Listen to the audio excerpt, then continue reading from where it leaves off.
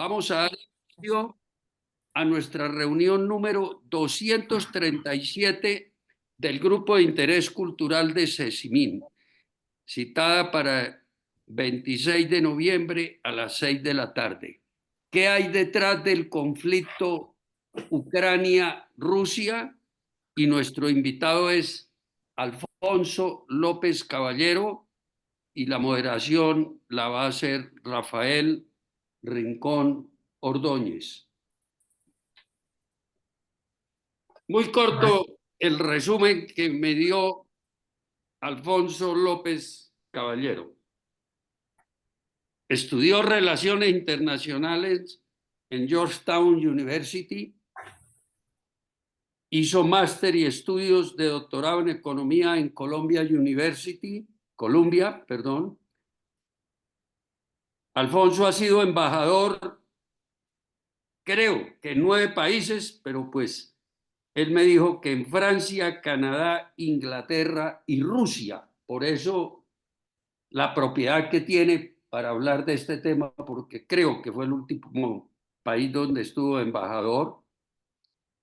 Ha sido ministro del Interior y fue representante a la Cámara y al Senado de la República. Y algo que no me lo dijo, pero lo tengo que decir. Hijo del expresidente Alfonso López Michelsen y nieto del expresidente Alfonso López Pumarejo. Eso lo digo, Alfonso, porque creo que es muy importante. Yo creo que todos saben, pero es un honor y orgullo tenerlo aquí, basado en todo eso que hay detrás de su conocimiento. Y tenemos, perdón que me salí de acá de moderador, a Rafael Rincón Ordóñez. Rafael es socio fundador de Rincón Castro Abogados, es abogado y árbitro y experto en la resolución de conflictos comerciales internacionales y de inversión de distintas jurisdicciones, y es profesor de Derecho Internacional Público y de Arbitraje Comercial en la Pontificia Universidad Javeriana, y también estudió Derecho Internacional en Nueva York, en NYU. Entonces, Rafa, ¿estás por ahí? Acá estoy, Jorge. Muchísimas gracias por esta invitación y mil excusas que me conecté unos minutos tarde, pero estaba teniendo problemas de internet en mi casa, pero ya todo resuelto. Es un placer tenerlos a todos acá y especialmente tener al exministro y ex embajador Alfonso López Caballero. Hablamos previamente unos minutos esta tarde y como tenemos organizado un poco el tema, es que eh, el exministro y ex embajador López Caballero nos va a dar una conferencia desde la óptica de la historia de este conflicto, ¿no? Para entender muy bien qué es lo que está pasando en el conflicto de Rusia y Ucrania, pues hay que entender la historia y de dónde venimos. Y a partir de eso, ya más adelante podemos profundizar a través de preguntas o a través de otro tipo de intervenciones, un poco qué es lo que ha ocurrido ya recientemente y un poco la perspectiva de cómo vemos que este conflicto pueda eventualmente resolverse. De manera que sin mayores preámbulos, doctor López Caballero, es un placer y un privilegio tenerlo acá con nosotros y por favor, tiene usted la palabra. Pues un saludo muy especial para todos. Mi agradecimiento con el doctor Jorge Felipe Ramírez y contigo, Rafael, por esta invitación. Eh, yo lo que voy a hablar es sobre qué es lo que qué es lo que está detrás del conflicto. Después podemos tener un conversatorio sobre la actualidad, los hechos recientes de la última semana realmente que han cambiado radicalmente el panorama. Entonces, ¿qué hay detrás del conflicto de Rusia y Ucrania? Primero, miremos el impacto de la historia y el impacto de la geografía muy someramente, muy rápidamente. Desde el punto de vista de la historia, cualquier ruso que ustedes encuentren el policía en la calle, el cartero, el gerente del banco, el ministro, todos, sus padres lucharon en la Segunda Guerra Mundial contra Alemania para defender la existencia misma de Rusia. Cualquier ruso que ustedes encuentren, los abuelos lucharon contra los alemanes en la Primera Guerra Mundial para lo mismo, para defender la misma existencia de Rusia. Y la historia de Rusia ha sido una historia de un país que ha sido invadido suficientemente, repetidas veces, y que ha tenido su misma existencia como país en peligro. Desde los mongoles, que estuvieron 300 años dominando a Rusia, hasta los alemanes, como hemos visto, los japoneses por el Pacífico. Napoleón, como ustedes saben, invadió a Rusia y llegó hasta la misma Moscú e incendió Moscú. De manera que ellos tienen en su ADN el tema de la seguridad de una manera que nosotros los colombianos no entendemos, porque aquí nadie nos ha invadido, no ha habido una tropa hablando otro idioma y con otra cultura dominando a Bogotá. Es difícil para países que no han sido invadidos y que no están permanentemente a la defensiva a través de su historia, de entender cómo se sienten estos señores frente a la posibilidad de una invasión. Ellos tienen el tema de la seguridad en su ADN. Todos han tenido familiares muertos en esos combates. El 8 de mayo, que es el día que se celebra la victoria con un desfile militar, hay otro desfile menos publicitado en otra calle, pero muy amplia y lleno de gente, donde pasan los rusos con las fotografías de sus familiares caídos en la Segunda Guerra Mundial, una multitud inmensa. Bueno, eso en cuanto a la historia. En cuanto a la geografía, uno ve un país inmenso, como ven ustedes en este mapa, pero en realidad Rusia no tiene prácticamente acceso al mar ni a las rutas comerciales. Es un país encajonado porque todo esto que es el mar Ártico está congelado parte del año. De manera que las salidas al mar que tiene Rusia son bastante limitadas. Por un lado, por acá San Petersburgo y por acá Crimea. Las dos grandes figuras de la historia rusa, que son Pedro el Grande y Catalina la Grande, son los que consiguieron el acceso al mar. Entonces, Pedro el Grande conquistó la costa del Báltico y fundó San Petersburgo y estableció ahí la capital de Rusia. Y Catalina la Grande conquistó Crimea y Crimea se volvió el puerto de salida hacia el sur por Rusia. Atraviesan el Mar Negro, pasan por el Bósforo y los Dardanelos y llegan al Mediterráneo.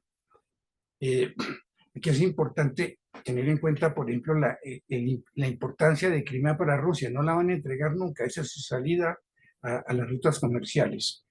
La guerra de Crimea se produjo, la famosa guerra de Crimea en 1850 más o menos, se produjo porque el verdadero objetivo de Rusia era llegar directamente al Mediterráneo. Y a lo largo de la historia, el propósito de Rusia era conquistar Constantinopla y dominar el paso del Mar Negro al Mar Mediterráneo. Con algún pretexto, Rusia, diciendo que defendía a los cristianos ortodoxos, le declaró la guerra a Turquía con el propósito, repito, de conquistar Constantinopla, y las potencias occidentales, Inglaterra y Francia, no podían permitir que Rusia llegara directamente al Mediterráneo. Entonces, a pesar de ser potencias cristianas, apoyaron a Turquía, país musulmán, en contra de una potencia cristiana que era Rusia. Le ganaron la guerra y de esa manera dejaron a Rusia limitada a Crimea en el Mar Negro, sin acceso directo al mar Mediterráneo, de acuerdo con los llamados protocolos de Montreux. De manera que Crimea juega un papel fundamental en la geopolítica rusa.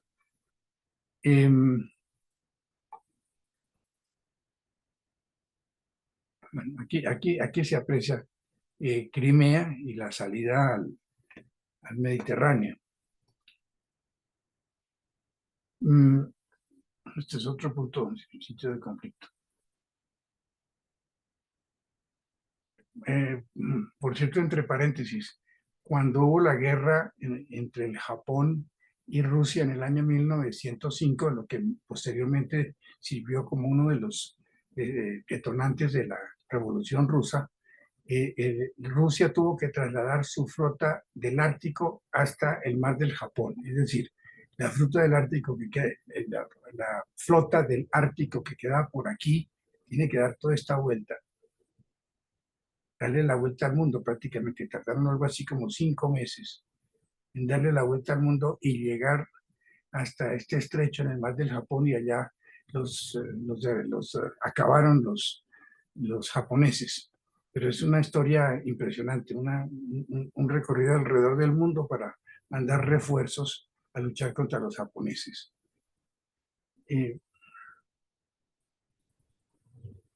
Bueno, aquí vamos ya a lo que está detrás de este conflicto. Hay 2 puntos fundamentales, que son el expansionismo de la OTAN y el llamado Memorando de Budapest. Veamos el expansionismo de la OTAN. Cuando se desintegra cuando cae el muro de Berlín y hay un clamor en Alemania para reunificar las 2 partes de Alemania, Alemania Occidental y Alemania Oriental, el principal obstáculo, el principal inconveniente era la Unión Soviética, Rusia. Según Gorbachev, el ministro de Relaciones americano, James Baker, le dijo: yo le garantizo que si usted no se opone a la reunificación de Alemania, los Estados Unidos no van a permitir que la OTAN se corra hacia el este, hacia sus fronteras. Esa es una convicción que tienen todos los rusos. Yo, en una visita de cortesía que le hice a Gorbachev, me dijo exactamente eso hace unos 8 años. Y me dijo: yo confié en la palabra de los americanos y cometí el error de no exigir un documento por escrito. Lo cierto es que la OTAN se ha venido corriendo, como ustedes ven aquí, progresivamente hasta acercarse cada vez más a la frontera de Rusia. Y eso es lo que los tiene a ellos tan sumamente tensos. Como ven, dentro de la frontera occidental de Rusia ya no queda sino Bielorrusia y Ucrania.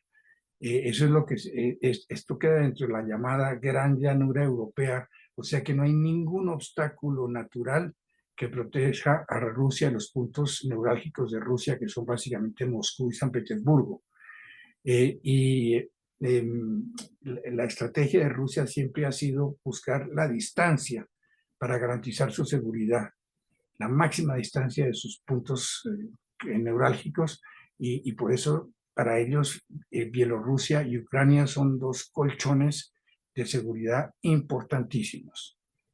Y luego el otro tema crucial es el llamado Memorando de Budapest. En el año 1991 se desintegra la Unión Soviética. Se desintegra la Unión Soviética y una inquietud que tenía el mundo entero era la proliferación nuclear.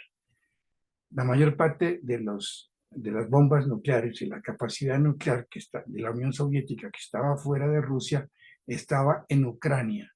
Entonces, con el propósito de inducir a Ucrania a desnuclearizarse, a entregarle sus armas nucleares a Rusia y no ser una potencia nuclear, los Estados Unidos, Inglaterra, la Unión Europea y Rusia, la propia Rusia, fundaron el llamado Memorando de Budapest, donde se comprometen a garantizar la frontera de Ucrania a cambio de que Ucrania entregue sus armas nucleares a Rusia. Entonces, como ven, ese acuerdo se ha firmado con la firma de la propia Rusia, pues no se ha cumplido. Y las potencias occidentales están también comprometidas a defender las fronteras de Ucrania, de manera que ese es un problema candente que sigue ahí vivo. Ahora miremos qué es Ucrania. Ucrania realmente no tiene tradición como un estado soberano. Consta en este momento de dos regiones con tradiciones e historia completamente distintas. Una parte dominada en el este por los Romanov y otra parte dominada en el oeste en buena parte del tiempo por los Habsburgo. La parte que estuvo dominada por los Romanov, muchas veces casi incorporado a Rusia directamente, sufrió, no sufrió, sino tiene una influencia rusa enorme. Allá la Iglesia Ortodoxa rusa hasta hace nada era la que dominaba el panorama religioso, aunque últimamente Ucrania decidió separar su iglesia y tienen su propio patriarca allá. Allá en esa región se habla indistintamente ruso y ucraniano. La población es como en España, más o menos en Cataluña, que todo el mundo sabe hablar español, pero también se usa el catalán y hoy en día con mucha más frecuencia que en otras épocas. En cambio, en la parte que correspondía al Imperio Austrohúngaro, que es la región que se llama Galicia, capital Lvov, por la misma influencia de los Habsburgo y luego de los polacos, que fueron el estado sucesor, que eran fervientes católicos, una parte de la población es católica. Hay una parte que sigue siendo ortodoxa y otra parte que ha constituido una iglesia que se llama la Iglesia Uniata, que es una iglesia que sigue los ritos y la liturgia católica, ortodoxa, pero reconocen la jerarquía del Papa como la suprema autoridad, la Iglesia Uniata. En el año, cuando se desintegra el Imperio Austrohúngaro, después de la Primera Guerra Mundial, el estado sucesor para esa región es Polonia. Entonces, esa parte de Ucrania entró a formar parte de Polonia. Y luego en el año 1945, al final no el 45, no, cuando se inicia la Segunda Guerra Mundial, hay un acuerdo de demarcación de Polonia entre Alemania y Rusia. Rusia avanza hasta la línea de demarcación y se queda con eso para siempre. Entonces, toda esa región, que es la Galicia polaca, entra a formar parte de la República Popular de Ucrania. Hay unas, ¿cómo se llama?, transferencias de población. Se expulsa a buena parte de la población polaca porque la población era muy mezclada. Allá los funcionarios públicos antes habían sido alemanes, posteriormente polacos, los comerciantes generalmente judíos, y los campesinos y buena parte de la población ucraniana. Pues bueno, después de la Segunda Guerra Mundial hay unas limpiezas étnicas y transferencias de población, y en toda esa región del Lvov expulsan a los polacos, a pesar de que era la ciudad de Lvov de mayoría polaca en su momento, y eso lo combinan con la parte que pertenecía pues que estaba dominada por Rusia, y así surge la República Socialista de Ucrania, compuesta por dos regiones con historia distinta y con tradición distinta. En la región del este tienen simpatía por Rusia.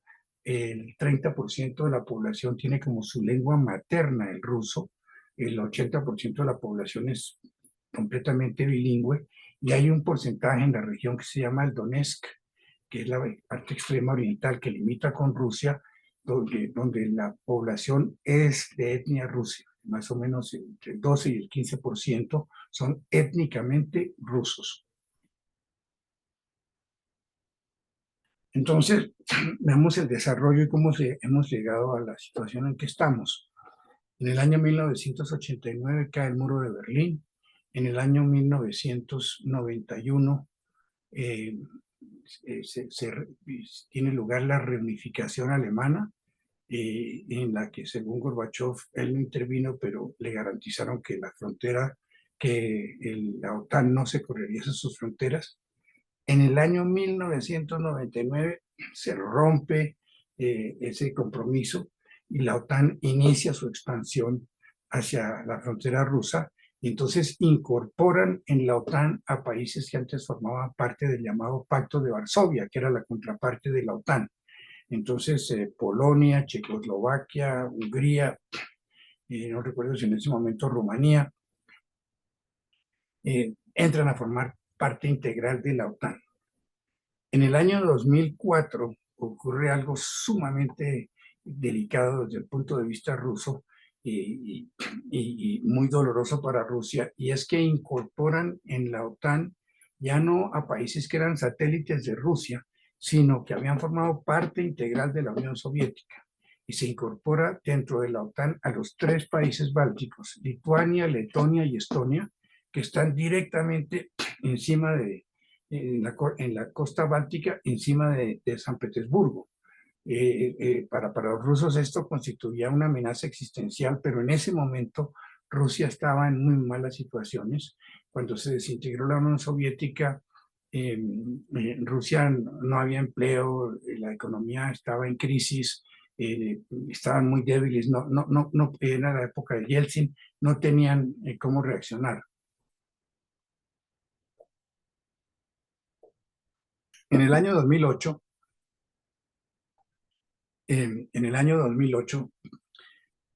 ocurre una cosa ya más delicada. En la reunión de la OTAN en Bucarest, en Rumanía, la OTAN invita a Ucrania y a Georgia a formar parte de esa organización. El primer ministro de Georgia, que tenía habilidades europeas y no simpatizaba mucho con Rusia, inmediatamente empieza a tomar medidas para incorporar a Georgia en la Unión Europea. Y entonces la reacción de Putin fue exactamente lo mismo que pasó ahora con Ucrania. Invade a Georgia y la cercena. Y 2 regiones que no eran étnicamente 100% georgianas, se las saca al territorio georgiano, Abjasia y Osetia del Sur. De manera que la reacción de Putin en el año 2008 es exactamente igual a la que tuvo en el año 2022. Y Georgia, en el momento, tiene un ambiente curioso porque hay mucha gente que quiere, sobre todo la juventud, vincularse más con Europa y hay otros que están con Rusia. Recientemente ganó las elecciones Rusia por un margen no muy amplio y la presidenta de Georgia ha expuesto muchos reparos al resultado de las elecciones. Ella es una curiosidad. La presidenta de Georgia es una francesa, era la embajadora de Francia. Es una verdadera curiosidad. Ella es hija de refugiados georgianos que huyeron después de la revolución a Francia. Nació en Francia, pues, se educó en los mejores colegios, pasó el examen del servicio exterior francés, tuvo varios cargos y en un momento dado la nombraron embajadora en Georgia. Allá el político fuerte simpatizó con ella y le propuso que renunciara a la embajada de Francia y que la nombraba canciller. Ella aceptó, renunció a la embajada de Francia, la nombraron canciller de Georgia. Posteriormente se distanció de su protector, formó su propio partido y fue elegida presidente de Georgia y actualmente es la presidenta de Georgia. Una señora que, según leo, habla muy bien georgiano, pero con un ligero acento. Se nota que no se crió en Georgia. Entonces, llegamos al año 2014. En el año 2000, pero como ven, es una sucesión de eventos que van llevando hasta donde estamos hoy. En el año 2014 tiene lugar la llamada Revolución de Maidán. Desde el punto de vista ruso fue impulsada por los Estados Unidos. En realidad sí hubo cierta participación de los Estados Unidos aupando a los revolucionarios. La revolución se dio porque la Unión Europea invitó a formar parte de la Unión Europea formalmente a Ucrania. El primer ministro Yanukovych, que simpatiza con Rusia, estuvo a punto de firmar un acuerdo para incorporar a Ucrania en la Unión Europea. Los rusos ven a la Unión Europea como una especie de lado civil de la OTAN. Entonces le hicieron unas ofertas muy buenas a Ucrania y además la amenazaron con que le subían los precios del petróleo, que lo tenían subsidiado. Y total, el primer ministro Yanukovych dio marcha atrás, y entonces eso provocó una sublevación. El hombre tuvo que huir y refugiarse en Rusia, y llegó al poder un gobierno hostil, muy hostil a Rusia. Entonces, de ahí surgen todos los problemas que estamos viviendo hoy. Entonces, el nuevo gobierno prohíbe el uso del idioma ruso. Como ustedes saben, el 70% de la población, a 80%, es totalmente bilingüe. Muchos primordialmente usan el ruso. Y entonces que de la noche a la mañana en los colegios no se puede hablar en ruso, ni los medios de comunicación, ni el gobierno, pues eso tuvo un impacto y provocó, por un lado, una sublevación en el Donbass, que es la población étnicamente rusa y la parte más rica de Ucrania. Allá se formaron espontáneamente unas milicias que luego fueron subterráneamente apoyadas por Rusia, que rechazaron la soberanía del gobierno central. El ejército ucraniano fue incapaz de dominar esa revuelta y de imponer la soberanía de Ucrania sobre las repúblicas, que después la región que se estaba sublevando. Y todo esto con el apoyo de Rusia, claro. A Rusia además distribuyó 500,000 pasaportes entre la población para decir que había una minoría rusa ya muy considerable. Y en Crimea ocurre algo similar. Crimea, por un lado, tiene la importancia geopolítica que yo les resalté hace un momento. La población de Crimea original eran los tártaros, pero cuando eso fue conquistado por Catalina la Grande, eso lo llenaron de colonos mayoritariamente rusos y uno que otro también ucraniano. Y en la Segunda Guerra Mundial, Stalin, pensando que los tártaros podían simpatizar con los alemanes, los expulsó a todos de Crimea.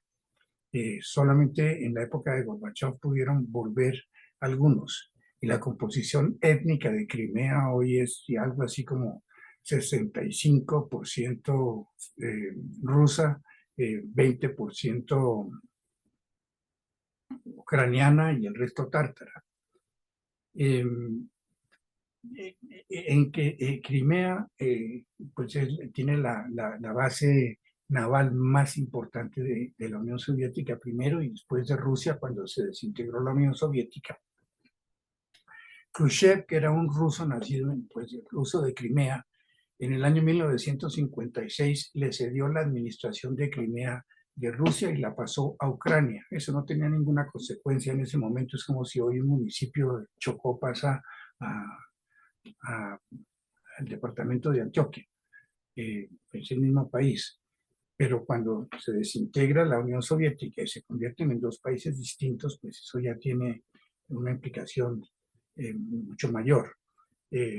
Como Rusia tenía allá su principal base naval, entonces llegó a un acuerdo con Crimea en que le pagaba un arrendamiento y un término largo tenía asegurada la base naval de Sebastopol en Crimea.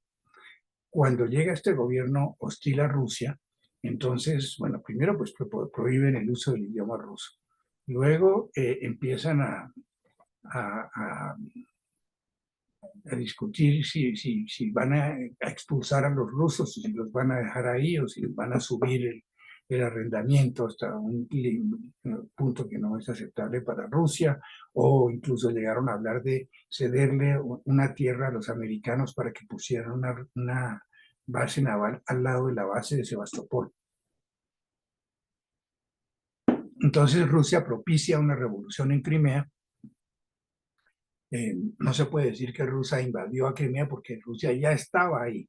La principal base militar de Crimea es Sebastopol y allá estaban los rusos dominando la región. Entonces propicia un plebiscito. El plebiscito da por una mayoría enorme a favor de la anexión, a favor sí, de que Crimea sea anexada a Rusia. Mucha gente piensa que eso no fue absolutamente transparente, pero lo que nadie duda es que la población allá es mayoritariamente rusa y que ellos, que sí, que eso en cualquier circunstancia habrían ganado el plebiscito para anexarse a Rusia. Y en el Donbass, entonces, las regiones separatistas constituyen dos repúblicas separatistas, Lugansk y Donetsk, y siguen ahí con el paraguas protector de Rusia, rebeldes frente al ejército ucraniano. Entonces, como Rusia no respetó las fronteras de Ucrania, de acuerdo con lo que había firmado en el memorando de Budapest, entonces el occidente le impone las sanciones.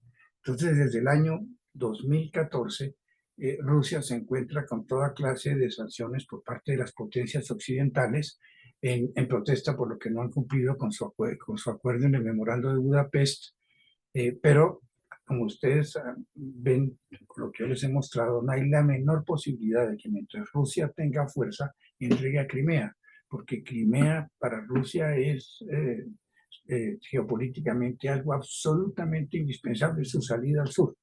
Los demás puertos que hay otro que se llama Novorossiya, otros puertos. Por un lado, Sebastopol es el único puerto de aguas cálidas, de aguas tibias en esos territorios. Y por otro lado, que tiene suficiente calado, suficiente profundidad. De manera que geopolíticamente para Rusia, Crimea es absolutamente todo.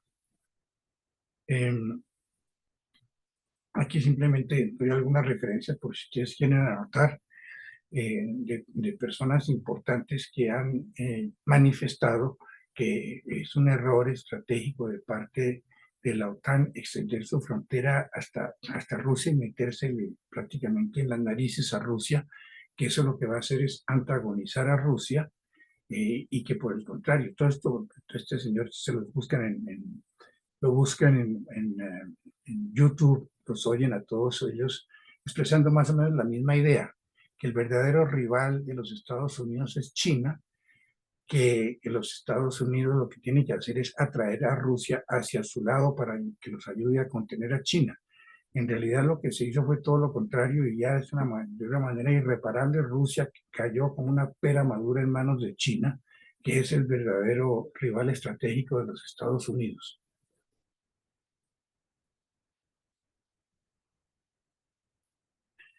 Entonces, a raíz de todos estos episodios, pues tenemos un nuevo orden mundial, se acaba el mundo unipolar en que había una hegemonía total de los Estados Unidos en todas partes, se pone fin a la globalización. Ustedes ven que la campaña de Trump básicamente es poniéndole fin a la globalización, y lo que ofrece son medidas proteccionistas para la industria americana.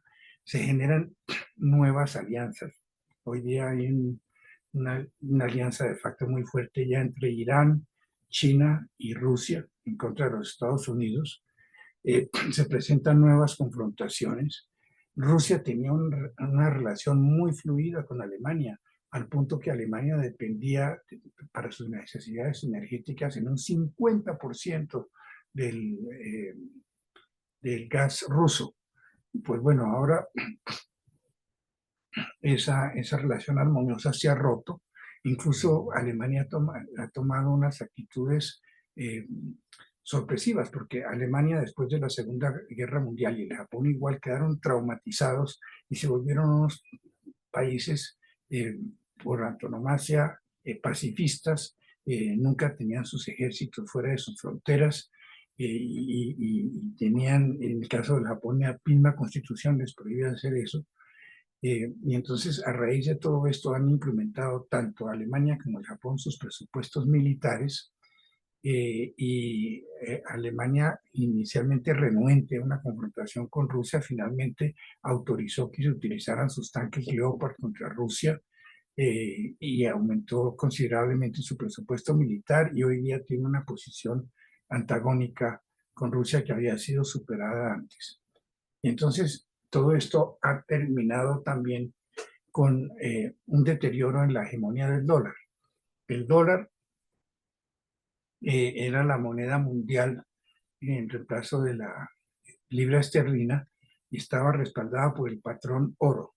En 1971, me parece, durante el gobierno de Nixon, Alemania ya, Estados Unidos ya no tenía suficiente oro para libremente convertir los dólares en oro.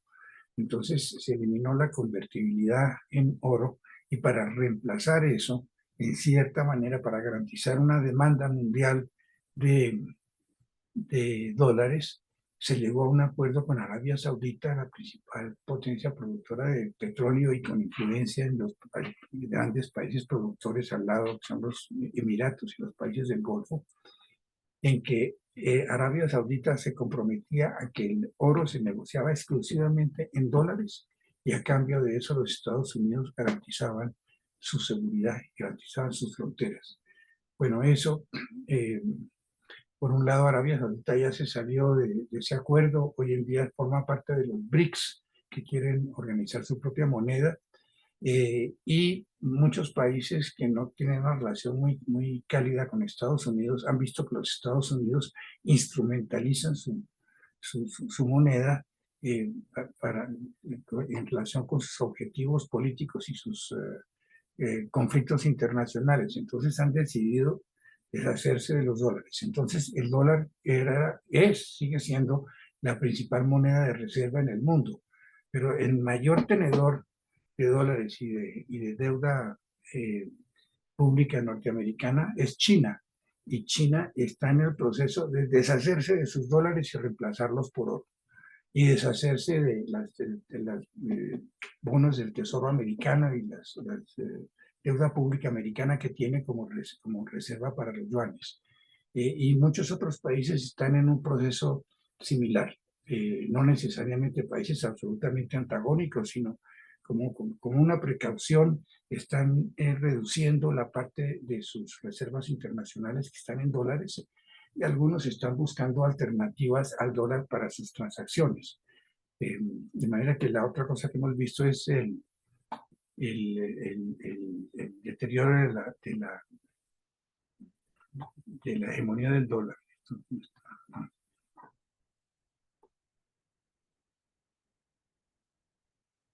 Bueno, yo creo que esto ya lo dejamos para otra oportunidad. Estos son los grandes tratadistas de geopolítica, si les interesa buscar referencias. Alfred Mahan es el que habla de la importancia del poderío naval en la historia. Halford Mackinder básicamente es la persona que está detrás de lo que está pasando ahora en Rusia, con la teoría del país corazón, no recuerdo cómo se llama. Él considera que el Europa Oriental y Rusia geopolíticamente pueden dominar el mundo. Spikeman es un holandés que se nacionalizó americano, que dice que para controlar eso lo que hay que hacer es rodear a Rusia de satélites de las potencias occidentales para impedir que se expanda. George Kennan era el encargado de negocios de Estados Unidos en Rusia al final de la Segunda Guerra Mundial, y una de las personas más importantes y más influyentes en términos de geopolítica. Él escribió un documento que se llama The Long Telegram, cuando le pidieron sus opiniones sobre qué iba a pasar con Rusia después de la guerra, y ahí él decía que pues, la Unión Soviética era un país comunista, que el comunismo era una ideología expansionista, y que ellos pensaban que la historia estaba de su lado, y que Estados Unidos lo que tenía que hacer era rodear a Rusia más o menos como dice Spikeman, rodear a Rusia de países satélites para contener los instintos expansivos de Rusia. George Kennan, en cierta manera, el padre de la OTAN a nivel filosófico. Pues este mismo señor George Kennan, en el año 2009, me parece, cuando poco tiempo después de que la OTAN invitó a Ucrania y a Georgia a hacerse parte, George Kennan escribió un artículo en que dijo que eso sería el más grande error que podía cometer los Estados Unidos en la posguerra, que Rusia ya no era un país comunista y expansivo, que si insistían en rodearlo de satélites hostiles, eso lo que iba a hacer era debilitar las fuerzas democráticas que había dentro de Rusia, que querían transformar a Rusia en un país más al estilo occidental, y darle la razón a los ultranacionalistas que decían que no podía haber nunca un acuerdo con el occidente. Y Alexander Dugin es el más famoso tratadista geopolítico ruso. Él tiene la teoría de Eurasia, de que Rusia tiene una identidad, mucho también basada en la religión, que la distingue de Europa y que tiene que buscar es, como diríamos, reclinarse más en el lado asiático. Se le considera ultraconservador y el ideólogo detrás de Putin, y como consecuencia hubo después de que se inició la guerra de Ucrania, hubo un atentado contra él que no prosperó, pero entonces mataron a su hija en el año 1922. Pero bueno, yo creo que por el momento, en gran síntesis, esa es la visión que yo quería transmitirles, que en la situación en la que estamos ahora viene, por un lado, de la mentalidad rusa, de su historia, su geografía, lo que eso representa para ellos, y de que el occidente ha venido moviendo su frontera hasta la frontera rusa, y que para los rusos eso es una amenaza existencial que no pueden aceptar, y para ellos el hecho de que los occidentales entren a dominar a Ucrania, ellos hacen el paralelo con la crisis de los misiles en Cuba, que Cuba tenía todo el derecho para hacer lo que quisiera, pero los Estados Unidos no iban a permitir bajo ninguna circunstancia que hubiera misiles en Cuba. Y eso generó la famosa crisis de los misiles. Lo que estamos viendo ahora desde la óptica rusa es más o menos una cosa parecida a lo que ocurrió en ese momento. Bueno, con esto termino. Muchas gracias. Muchísimas gracias por esa presentación tan elocuente e interesante, doctor López. Yo tengo obviamente varias preguntas, pero mientras el público, y los invito a quienes tengan preguntas a que por favor se identifiquen por la aplicación de Zoom, alzando la mano, y ya damos la palabra, pero yo quisiera tal vez traer todo ese bagaje histórico que usted nos da y tal vez hacerle una pregunta que oyéndolo digo, pensemos entonces en el conflicto que inicia en 2022, pues la guerra, perdón, que inicia, que de lo que entiendo en su concepto, era muy poco lo que Ucrania pudiera hacer para haber evitado la guerra con Rusia. Era más un tema de lo que Estados Unidos, la OTAN o la Unión Europea tenían que hacer y menos lo que Ucrania podía hacer. Pues es que los rusos lo que pretendían es de que Ucrania se comprometiera a ser un país neutral, a ser lo que era en ese momento Finlandia, más o menos. Sí.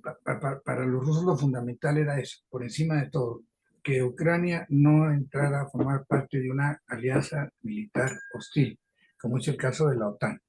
Y estuvieron tratando, pues, en el año 22 y tal, de negociar una salida para eso, y no hubo forma. Y lo que pasó fue que Ucrania empezó después del año 2014, los Estados Unidos e Inglaterra principalmente, y la OTAN en general, empezaron a fortalecer el ejército ruso. El ejército ruso, que no había sido capaz de someter a las provincias rebeldes en esos 8 años, del 2014 al 2022, pues se convirtió en una fuerza bélica importantísima, pues al punto de que pudo tener a raya a Rusia durante 2 años. Pero en el sentido de algunos de los escritores estos, Mearsheimer, por ejemplo, lo que dice es que Ucrania entró a ser de facto, puede que no de jure, pero sí de facto parte de la OTAN.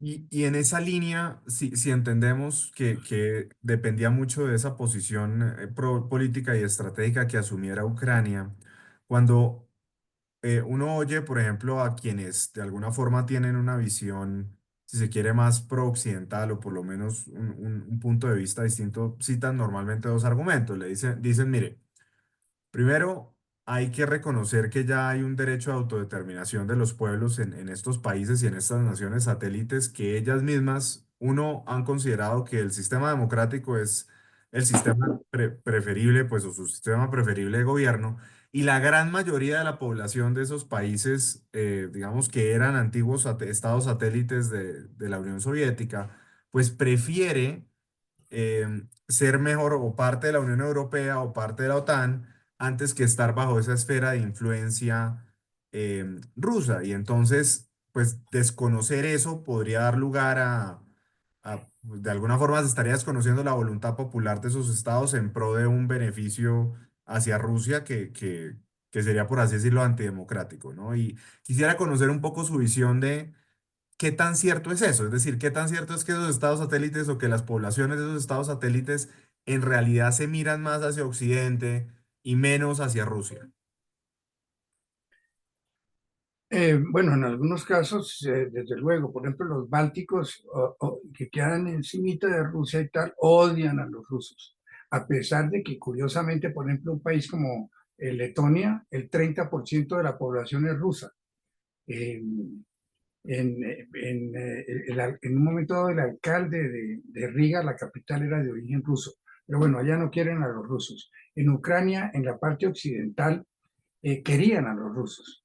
Eso se ha dañado mucho por el efecto de la guerra y la devastación que ella ha generado. Yo creo que hoy día estamos viendo una situación parecida a la de Yugoslavia, en que los croatas y los serbios, que habían vivido siempre juntos a raíz de la guerra que hubo, hoy día no se soportan, no se toleran. Yo pienso tristemente que los ucranianos hoy día deben tener bastante resentimiento con Rusia, que no era el caso antes, estos eran pueblos completamente hermanos. Pero digo una cosa que me dijeron a mí cuando yo llegué a Rusia, estoy hablando del año 2016, por decir algo, mucho antes de todo esto, en alguna conferencia y tal, como respuesta un señor dijo lo siguiente: mire, nosotros ya no somos un país comunista. Cuando éramos un país comunista, nosotros queríamos imponer nuestro sistema en el resto del mundo. Eso ya no nos interesa. Lo único que nos interesa ahora son los negocios y tal. Pero los Estados Unidos tienen la idea contraria, que el sistema de ellos es mejor que el del resto del mundo y que lo tienen que llevar para todos lados. Y ellos se la pasan impulsando ese tipo de, de, perdón, de revoluciones. Entonces, desde el ángulo ruso, la famosa, la famosa primavera árabe fue impulsada por los Estados Unidos con el ánimo de que esos sistemas autocráticos se volvieran democráticos. Y en realidad los Estados Unidos usan una palabra, regime change, cambio de régimen. Y bueno, y es lo que está esperando mucha gente que yo conozco aquí en Bogotá, que ahora que llegue Trump a resolvernos los problemas en Venezuela y de pronto aquí también, jugándosela por la democracia. Pero lo cierto es que en el caso de Ucrania sí hubo una cierta participación. Yo no creo que definitiva, decisoria, pero sí la subsecretaria de Estado Victoria Nuland, es famosa por la participación que tuvo con declaraciones y tal durante la revolución del Maidán. Muy interesante. Y con eso del regime change, ¿me acuerda usted de ese politólogo norteamericano que fue embajador en Rusia, el señor McFaul, que creo que fue, dio varias discusiones para eso? Pero bueno, quiero Pero ir perdón, con entre todo. paréntesis, si ustedes buscan en Google cómo se describe a sí mismo McFaul, dice experto en los regímenes autocráticos y regime change, por Dios. En Rusia le negaron la visa cuando quiso volver ya no siendo embajador. Ahorita podemos profundizar en eso, pero quiero darle la palabra al público. Tenía en lista, pero se acaba de perder Guillermo Mutis y veo también la mano de Manuel Galindo. No sé si, entonces empezamos por Manuel y tal vez si Guillermo está por ahí, más adelante, con mucho gusto. Muchas gracias, Rafael. Primero que todo, felicitar al doctor Alfonso López Caballero por esa conferencia que nos actualiza sobre la situación de conflicto que estamos viviendo en este momento. Es bien interesante. Yo conocía parte de esos intríngulis políticos del doctor López, pero no sabía algunos detalles que usted hoy nos pudo comentar. Es interesante saber que hubo un momento en que Kiev fue la capital de Rusia, ¿no es cierto? ¿Quién? Kiev. Kiev. Sí, Sí. de la llama la Rus de Kiev. Exactamente.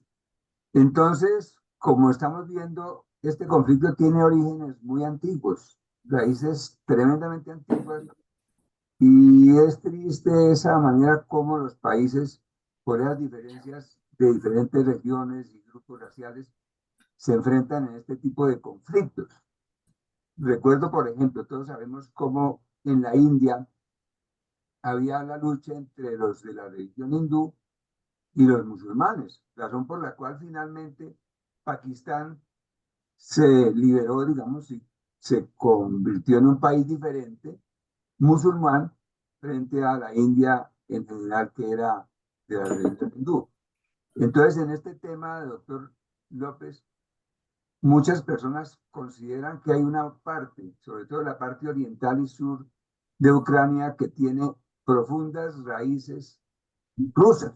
Hay quienes dicen que lo ideal sería que se hiciera algo parecido a lo que pasó en la India, que de pronto se hiciese la paz basada en que Rusia se quedara con unos territorios que definitivamente tienen raíces rusas y se hiciese la paz. Ahora, yo no veo fácil la paz en este momento porque hay una gran, ¿cómo se podría decir? Los bloques están muy fuertes, están muy empecinados. Por ejemplo, usted bien lo dijo, como la OTAN ha incumplido los pactos y cada vez ha ido, digamos, rodeando más a Rusia, lo cual, como usted lo dijo, en algún momento eso va en contra de la seguridad de Rusia. De manera que en esa parte tendría razón los rusos. ¿Usted cree, doctor López, que se pudiera hacer la paz basada en eso, de ser una parte o no? Trump dijo en algún momento que si él llegaba a ser presidente, arreglaba ese conflicto en 2 días. Entonces, ¿usted le ve posibilidades ahora? Al puro comienzo, antes de empezar la conferencia, se habló del riesgo de una guerra mundial. Y vi en días pasados un documental sobre eso y están armados hasta los dientes. Es increíble la cantidad de misiles de lado y lado que pueden destruir al mundo en cuestión de horas. Entonces yo pienso que son tan... digamos, el primero que dispare prácticamente se está suicidando porque el otro lo va a disparar y se van a acabar todos. ¿Qué opina usted de cómo se puede llegar a solucionar el conflicto, doctor López? Pues bueno, el conflicto se inicia por el apoyo que le dan los occidentales a Ucrania y la inducen a que se enfrente a Rusia, a que se pare en seco y les diga que no se compromete a ser un país neutral. Y entonces yo me supongo que Putin pensó que lo recibían como a un libertador en la parte occidental y que el resto era una marcha triunfal. Bueno, no fue así como vemos todos, y al contrario, lo que produjo fue lo contrario de lo que quería Putin. Países neutrales tradicionales como Finlandia y Rusia y Suecia terminaron afiliándose a la OTAN. rodeando a Rusia y convirtiendo el mar Báltico hoy día en un lago de la OTAN, prácticamente. Entonces, los occidentales, pero básicamente Estados Unidos e Inglaterra, se dedicaron a estimular a Ucrania y a armarla y apoyarla y tal, pero eso es lo que ha hecho que esta cosa se sostenga. Básicamente es una guerra entre la OTAN y Rusia en terreno ucraniano, un proxy war. El exsecretario de Defensa de Estados Unidos, Robert Gates, lo llama así un proxy war. Igual lo llama León Panetta, el otro exsecretario de Defensa de los Estados Unidos. Pero con el tiempo, políticamente, ha perdido interés el apoyo a Ucrania. Ya en Europa hay muchos países que están aburridos con eso, entre ellos Alemania, que está en una crisis económica enorme, en parte por lo que ya no depende del gas barato de Rusia. Y en los Estados Unidos también ha perdido interés el tema de Ucrania, y uno de los expositores de esa falta de interés es Trump. Entonces, lo que se piensa es que si Trump llega al gobierno y pues, obliga a los ucranianos a llegar a un acuerdo con Rusia, en que pierde parte de su territorio y se compromete a no ser miembro de la OTAN. Eso es lo que se piensa. Uno nunca sabe realmente qué es lo que va a hacer Trump, pero lo que se piensa es eso. Y entonces lo que ha caído como una enorme sorpresa es la posición del presidente saliente, Biden, en que autoriza a Ucrania a disparar misiles americanos a territorio ruso, lo cual los rusos consideran como un acto de guerra directamente de las potencias occidentales contra ellos. Gracias, doctor López. ¿Mm?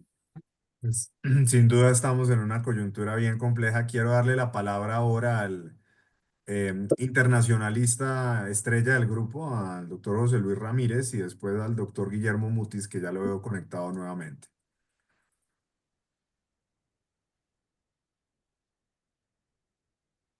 Muchas gracias, Rafa. Yo creo que Guillermo ha pedido antes, si te parece. Guillermo, por favor, sigue y yo voy después. Gracias. Con mucho gusto, Jorge Luis. Indudablemente para rebatir lo que yo digo, porque tenemos posiciones amigables, pero un poquitico diferentes. No sé si me están oyendo. Sí, ¿Sí me están oyendo? Sí. Bueno, a ver, primero que todo quiero agradecerle al doctor Alfonso López su exposición. Personalmente me dio un punto de vista, yo diría, muy ruso del conflicto.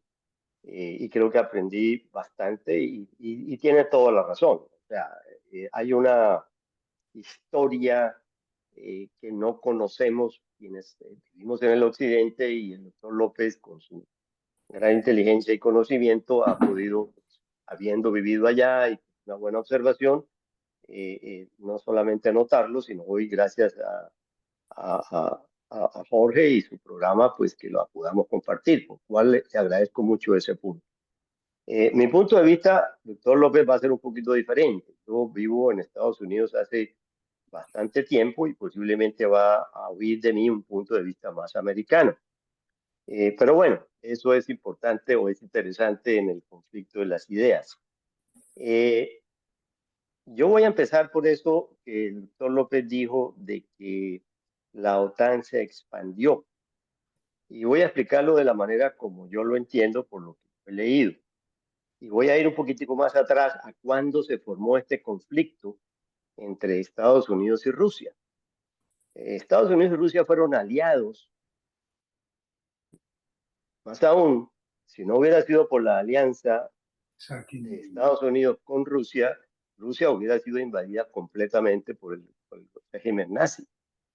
Resulta que hubo un presidente que se llamó Franklin Delano Roosevelt, que tenía dos posibles socios. Uno era Winston Churchill y el otro Stalin de Rusia. Él personalmente sentía una gran admiración por Stalin, de hecho lo tenían de comunista, y por el contrario no se entendía muy bien con Churchill, quien había sido una especie de eh, eh, no sé si contrincante, pero por lo menos rival de él, porque ambos fueron en algún momento dado líderes de las Fuerzas Armadas, el uno de Inglaterra y el otro de Estados Unidos.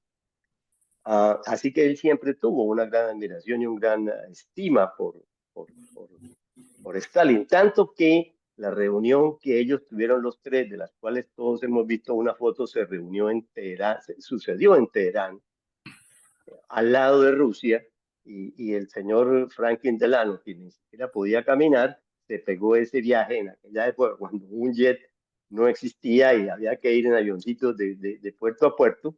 Se pegó ese viaje de varios, creo que duró varios meses en llegar hasta allá, porque esa fue la exigencia del señor Stalin.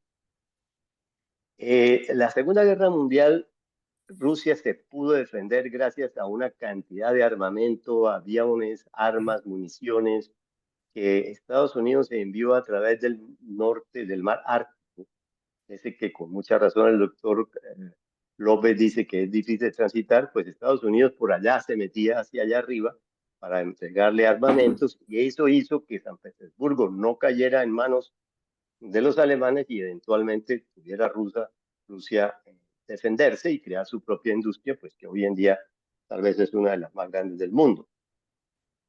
Desafortunadamente, cuando empezó ya digamos, resolverse el resultado de la Segunda Guerra Mundial y empezó Rusia a invadir lo que había sido antes territorio nazi, y mientras tanto Estados Unidos, con la ayuda de Inglaterra, estaba conquistando el este de Europa, en las últimas palabras que tuvo Franklin Delano Roosevelt, ya casi muriéndose, o en un momento de sus días antes, dijo algo así como que no entiendo cómo Stalin, en lugar de estar liberando países, los está invadiendo, se está apoderando de los países. Una frase así no es exactamente la mía, eso fue lo que dijo. ¿Por qué yo he hecho ese cuento y esa historia? Bueno, lo pueden leer, por lo menos están las historias americanas, pues que no sean así, pero así lo cuentan aquí. Porque no fue que la OTAN se expandió, en mi opinión, hacia Lituania, Estonia y los países orientales del mundo europeo. Es que esos países buscaron una alianza con países que les garantizaran que Rusia no los volviera a invadir. Yo personalmente, puede que esté equivocado, pienso que no fue una extensión de OTAN para amenazar a Rusia. Fue una simple, lo mismo que pasó ahora con Suecia y con Finlandia, países que dijeron, no es confiable ser vecino de Rusia cuando Rusia invade a Ucrania, prefiero unirme a la OTAN para que no me invada. Entonces, de esa misma manera, estos países, después de que se desintegró la Unión Soviética y viendo el riesgo de que Rusia en cualquier momento pudiera cambiar de opinión y lo volvieran a invadir, prefirieron hacer alianza con la OTAN. Ese, digamos, es un punto de vista tal vez más americano, pero es lo que yo entiendo por lo que he leído y visto aquí. Ahí pues difiero un poquito de su opinión, ¿no? Sin dejar de admirar pues el concepto ruso que usted tiene. Y me parece pues válido, ¿no? Porque cada cual mira las cosas desde su punto de vista. Pero bueno, perdóname el comentario, pero lo hago así simplemente por decir la parte en la que no somos tan iguales. La otra parte que sí me parece interesante es el cómo llegar a un acuerdo, que estaba tocando el doctor Galindo. Yo sí creo que si realmente, como se dice, hay una 20, 30, 40%, no sé, o 50 o 60% de personas nativas en algunas regiones de las zonas ocupadas, particularmente Crimea, de origen ruso. Y para mí la solución sería hacer una encuesta, no sé, una especie de votación de los residentes naturales, no de los que llegaron antes, sino de los que llegaron, de los que han vivido ahí hace más de 30 años en esas regiones, por lo menos antes de la guerra, definitivamente. Y de esa encuesta se sacara de qué parte del país se quiere vivir. Yo he visto que cuando Rusia se apoderó de Crimea, el mundo occidental no dijo nada. Más aún, algunos los criticamos. Así es de que esa no fue la chispa que generó ese problema. De hecho, no pasó nada. Invadió Crimea o se tomó Crimea o lo que, como dice el doctor López, Se simplemente iniciaron las tomó sanciones de posesión de Occidente. lo que ya era de... Perdón, doctor. Se iniciaron las sanciones. Las sanciones, a raíz de la invasión de Crimea, empiezan las sanciones. Bueno, yo no estoy tan seguro, pero bueno, doctor, si usted lo dice, debe ser cierto. Yo no soy político, no estoy tan metido en eso. Pero lo que sí sé es que aquí en Estados Unidos se dice que Obama no hizo nada. Inclusive se le cuestiona que por no haber hecho nada es porque se llegó a lo que... Ahora, si usted me pregunta, doctor López, ¿por qué estamos en esta guerra? Yo creo que estamos en esta guerra por la incapacidad del doctor Biden de negociar con Putin un acuerdo. En lugar de negociar, dejó que las cosas pasaran y poco a poco se fue creando un problemita en un problemón. Esa es mi opinión personal. Después va a venir el doctor José Luis Ramírez a decir que no es por ahí, pero bueno, esa es mi opinión muy personal, muy poco política. Pero yo termino simplemente con mi pregunta y la razón por la cual intervení. Ya conociendo usted también como entiendo yo que conoce, y siendo un colombiano como nosotros, el pueblo ruso, ¿qué cree usted que es un buen acuerdo para que Rusia, y más que Rusia, Putin y sus entornos de gobierno pueda llegar a una paz sin que se sacrifique la independencia de Ucrania y la posibilidad de que Ucrania, porque yo creo que eso sí es difícil de ceder, por lo menos lo que quede de Ucrania, tenga la seguridad de no una nueva invasión a través de una alianza con la OTAN, porque no se ve otra manera de garantizarla. Esa es mi pregunta. Qué puede exigir el gobierno ruso, digámoslo así, si es que sea Putin y su entorno, ceder, pero garantizarle a través de una alianza con la OTAN de Ucrania de lo que quede de Ucrania? Esa es mi pregunta. Gracias, doctor, por su explicación. Bueno, un comentario antes de contestar esa pregunta. Auspiciado por Erdogan en Turquía, se reunieron los rusos y los ucranianos en el año 2022 y llegaron a un acuerdo en que se declaraba neutral Ucrania y no me acuerdo qué más ocurría, pero ya estaban listos para firmar. Cuando llegan Boris Johnson de Inglaterra y los representantes de Estados Unidos, y les dicen, no señores, ustedes no van a firmar eso y nosotros los apoyamos hasta el final. El testimonio de eso es del negociador ucraniano, pero sobre todo del Scholz, el primer ministro, el canciller alemán, quien dice que ya tenían todo listo para llegar a un acuerdo cuando Boris Johnson y los americanos impidieron que eso ocurriera. Eso por un lado. Por otro lado, claro que los países soberanos pueden hacer lo que quieren y los bálticos no, la gente allá no quiere a los rusos, hasta donde yo tengo entendido. Pero de ahí a tener una alianza militar con bases y misiles y cosas, pues una potencia como Rusia no lo permite. Y ellos siempre traen a cuento el caso de Cuba. Y además ellos siempre dicen, bueno, ¿qué tal que los chinos llegaran a una alianza con México? Y entonces en toda la frontera de los Estados Unidos instalaran sus bases militares y sus plataformas para lanzar misiles, etcétera. ¿Ustedes creen que Estados Unidos aceptaría eso, a pesar de que México es un país soberano? Ahora, ¿cuál es la fórmula para que haya paz? Yo no sé, esto depende de quién esté ganando. En este momento está ganando Rusia. La guerra depende básicamente del apoyo de Occidente a Ucrania y hay poco entusiasmo pues, de continuar con ese apoyo. Biden está generando un conflicto y dejándole lo que llaman un regalo envenenado a Trump, quien supuestamente llega y los pone a negociar al calentar la situación, cuando hace 4 días le dio permiso a los ucranianos para utilizar los misiles Atacams para penetrar ya directamente en territorio ruso. Y la reacción de Rusia, ustedes la recuerdan. Es decir, según Putin, esos misiles, esas armas ultra sofisticadas no las pueden manejar de la noche a la mañana un ucraniano. Eso requiere de una formación y un entrenamiento. Esas armas únicamente las pueden programar soldados de Estados Unidos y de la OTAN o ex soldados de allá. Y además, para poder definir qué objetivo quieren golpear, hace falta información satelital. Los satélites que pueden hacer eso son de la OTAN, son de Estados Unidos, satélites de la OTAN. De manera que según Putin, si a nosotros nos ataca un misil de esos, nos consideramos en guerra con la OTAN.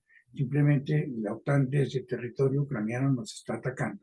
Esa es la posición en este momento de Rusia, que es sumamente delicada. Y como respuesta, han mandado un misil ultrasónico, sí, hipersónico. Ultrasonido. ¿Qué?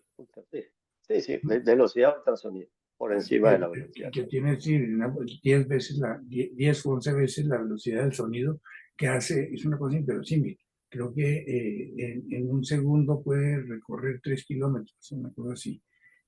O sea que es imposible de parar e imposible de detectar. Mandaron un misil de esos como una advertencia hace 2 días. De manera que la situación no se la veo muy complicada. Veo que a Trump le están dejando una papa caliente con la que él no contaba, una situación ya al borde casi de la guerra. Inglaterra también autorizó que un misil sofisticado de ellos se utilizara contra Rusia. Rusia amenaza a Inglaterra con represalias.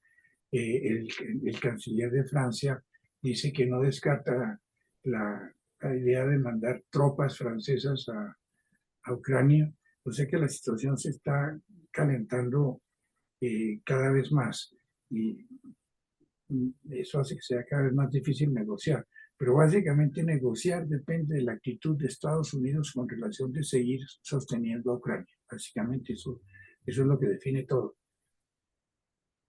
A ver, en esto difiere un poquito. Yo creo que de ambas partes, doctor, porque ¿De quién? tampoco se puede aceptar que Rusia, el que invadió Ucrania fue Rusia, ¿o no? Pues es una visión que Putin se siente Pedro el Grande y que Rusia es una potencia expansionista y que una mañana se levantó Putin y dijo yo soy Pedro el Grande. El que mandó los tanques, doctor, el que mandó los tanques y mandó a invadir a Ucrania fue Rusia. El que dio el primer paso, el agresor fue Rusia. Eso es lo que yo pienso, ¿o no? No, pues sí, eso fue lo que ellos hicieron como consecuencia del propósito de Ucrania de ingresar a la OTAN. Todavía no había ingresado a la OTAN, ¿no? No, pero precisamente lo impidieron los rusos. Es decir, la reacción de Rusia cuando dijeron que iban a ingresar a la OTAN, pues básicamente. Es decir, como que yo te vi paseando por cerca de mi casa, ya no me gustó y le pegué un tiro. No. Más o menos así. Hubo una revolución. No te has metido, pero ya me pareció. Te pego un tiro. Se instaló un régimen en Ucrania enemigo de Rusia que prohibió el uso del idioma ruso, en fin. Que tenía una actitud hostil y que pensaba de alguna manera sacar a los rusos de Sebastopol o ponerles a los americanos al lado. Ellos no iban a aceptar eso. Es decir, exactamente igual que pasó con los americanos en Cuba. Cuba tenía todo el derecho soberano a hacer lo que se le diera la gana y poner ahí sus misiles y tal. ¿Y qué pasó? Casi tenemos la Tercera Guerra Mundial. Sí, y yo pienso y estoy de acuerdo con lo que usted dijo de que Rusia no debe permitir que le pongan bases. Yo tengo entendido que Lituania, esos países bálticos, Estonia, Ellos no sé, quieren a los rusos. pero creo que ahí no hay bases americanas. Eso es lo que yo tengo entendido, puedo estar equivocado. Creo que no se ha puesto ninguna base de la OTAN en esos países limítrofes, ni siquiera Polonia, tengo yo entendido, tenía una base americana. Simplemente hay un acuerdo de mutua defensa y que si a ti te atacan, todos nosotros nos metemos.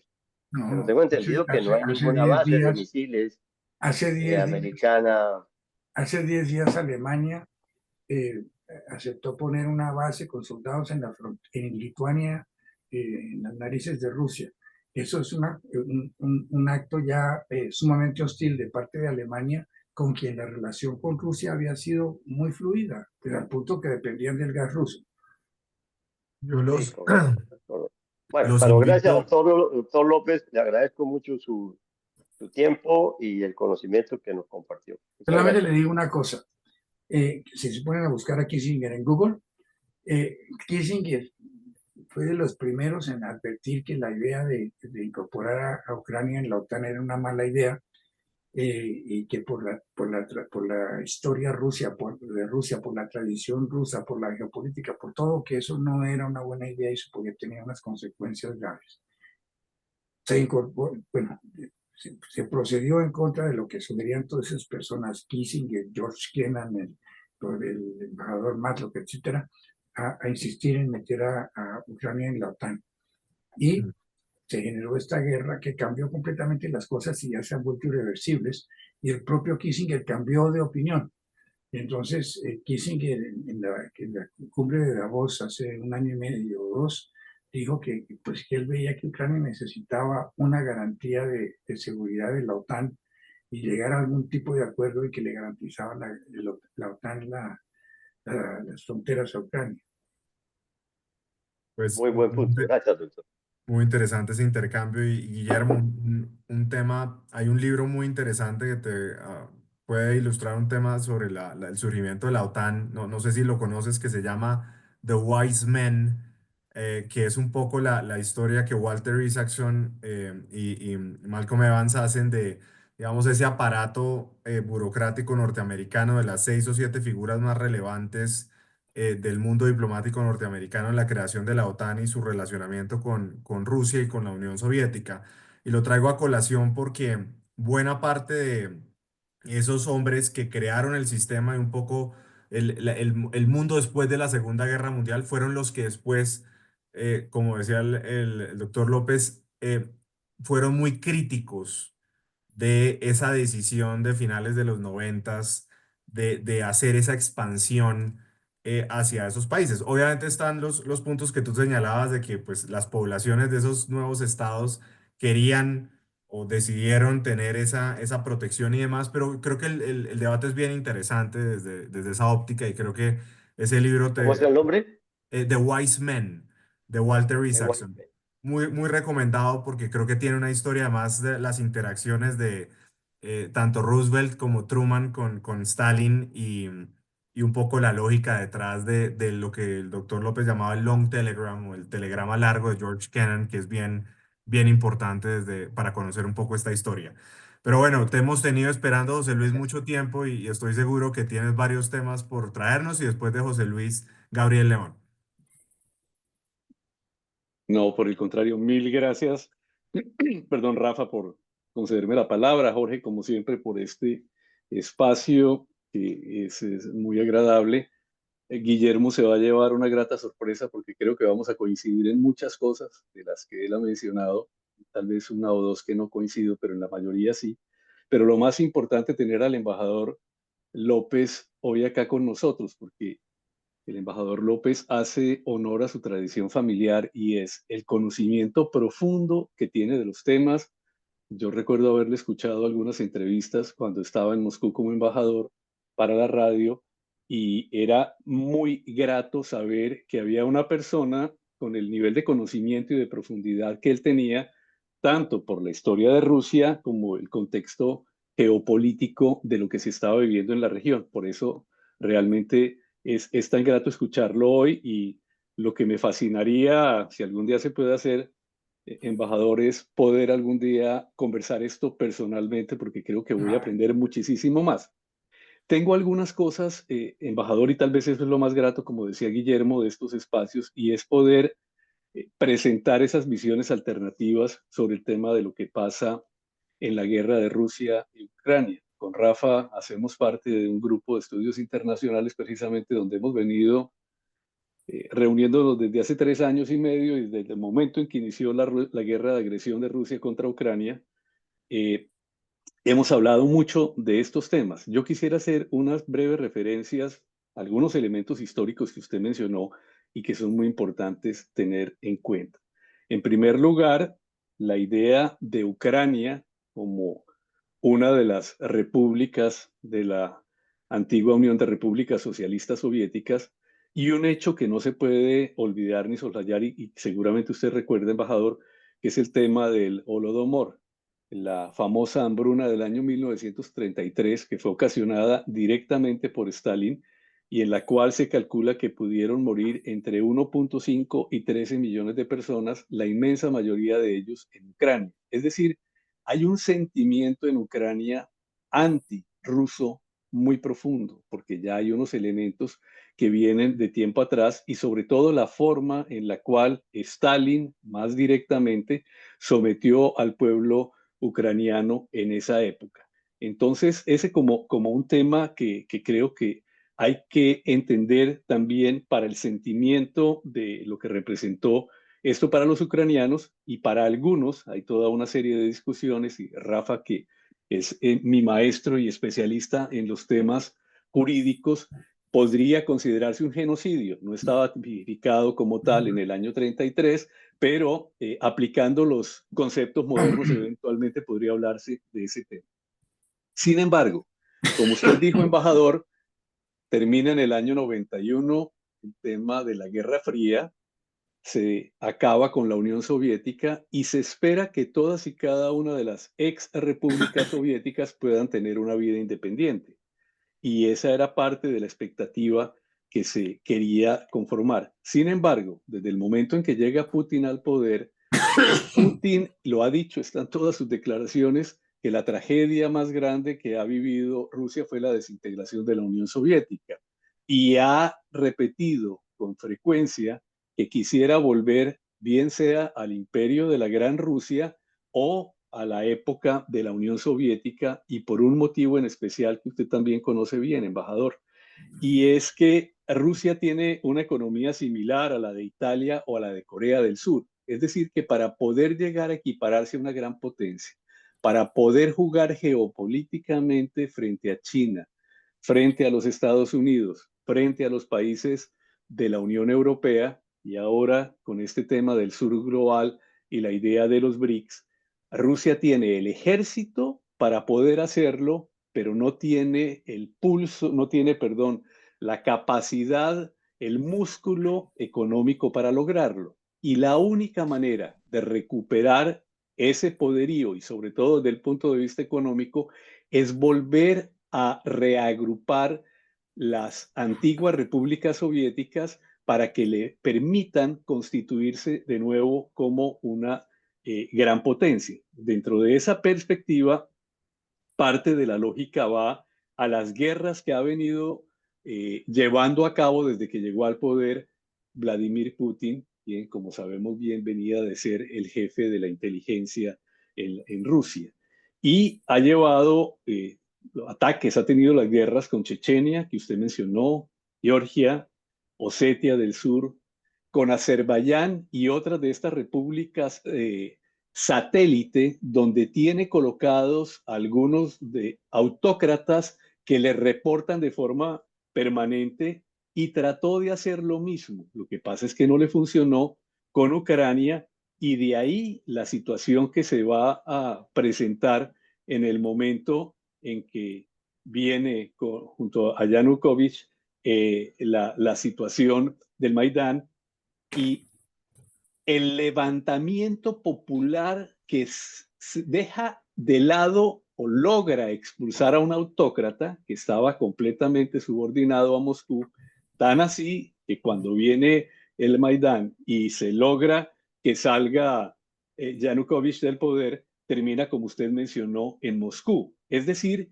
ahí se le desarregló el juego dentro del escenario, el tablero de ajedrez que tenía colocado Putin en ese momento, y los dos gobiernos que siguieron, especialmente el último, que es el que hay ahora, el de Volodymyr Zelensky, tienen una visión más cercana hacia los países de la Unión Europea y de la OTAN, porque ya se mencionó acá la actitud del presidente, especialmente en los Estados Unidos, Barack Obama, frente a la invasión. Yo sí creo que hubo una invasión a la península de Crimea, a pesar de que estuviera la base de Sebastopol, pero creo que sí hubo una invasión, Y aquí entra un elemento muy importante, embajador, que usted debe haber estudiado mucho y Rafa nos puede ayudar bastante en este tema, y es toda la visión desde el punto de vista del derecho internacional público. Y es que existen unas normas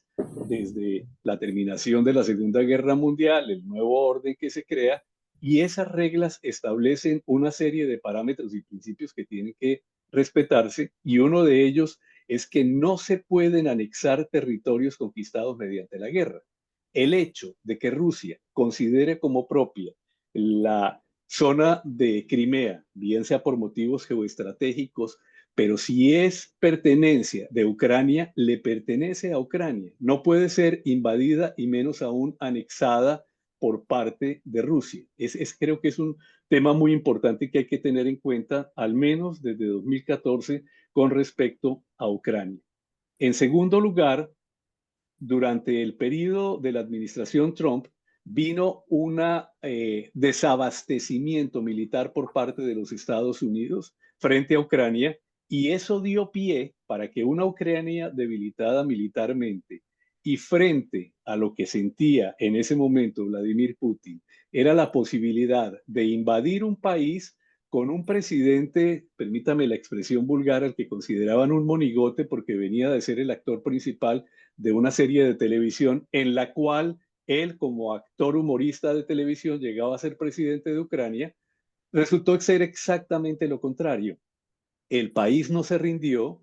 Ese presidente que iba a salir corriendo del país e iba a dejar Ucrania en manos de los rusos, y Ucrania iba a ser incorporada al territorio ruso, no se termina dando, y desde esa perspectiva es cuando entran los países occidentales a apoyar a Ucrania frente a Rusia. Hay una guerra de agresión, y volviendo al tema del derecho internacional público, Rafa lo conoce mejor que yo, están las determinaciones que ha dado la Corte Penal Internacional en el tema de ordenar la captura de Vladimir Putin, la Corte Internacional de Justicia y el hecho de haber considerado que Rusia inició una guerra de agresión, los votos que ha habido en la Asamblea General de Naciones Unidas, no en el Consejo de Seguridad, porque ha sido el único país que ha vetado la posibilidad de que se apliquen sanciones y el derecho internacional en contra de Rusia.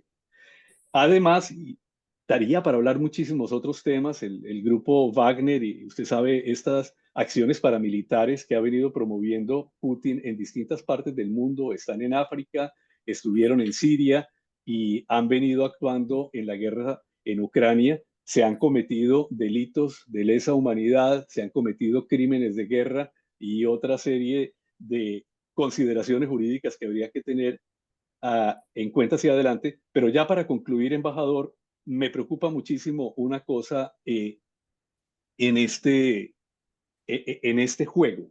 Es como si estuviéramos hablando de dos países democráticos, uno de ellos Ucrania, el otro Rusia, que están tratando de resolver un problema que tiene unas raíces jurídicas, geoestratégicas y demás. Pero desde mi perspectiva, yo considero a Putin como un autócrata neofascista. Creo que es un megalómano. Creo que quiere recuperar el antiguo poderío de Rusia, y en ese sentido, y los aliados que tiene Putin, en el caso de Corea del Norte, en este momento tenemos soldados de Corea del Norte que llegaron a Rusia y van a entrar 14, 15 mil soldados a pelear en territorio ucraniano.